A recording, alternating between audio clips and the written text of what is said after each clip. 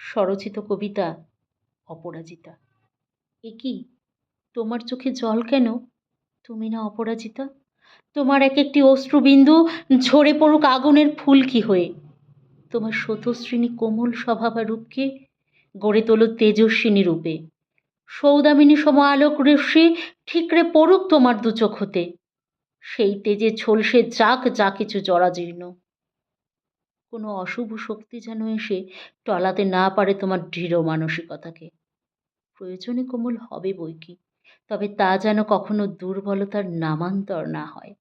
মনে রাখবে, তোমার প্রতিটি অপমানের যোগ্য জবাব তোমাকেই দিতে হবে। তোমার প্রতিটি বিনিদ্র রাত্রি যাপনের সাক্ষী কিন্তু তুমি একাই। তোমার মন খারাপের হিসেব রাখেনি কেউ, কেউ বোঝেনি তোমার মনের ব্যথা। তাই অন্যের জন্য নয়, তুমি নিজের জন্য বাঁচবে, নিজের জন্য হাসবে, প্রয়োজনে নিজের জন্য কাঁদবে। তোমার একাকিত্বের দোসর কিন্তু তুমি একাই। তাই মাথা নত করে নয়, তুমি বাঁচবে সদা উন্নত শিরে। এ কি, তোমার চোখে জল কেন? তুমি না অপরাজিতা? নমস্কার।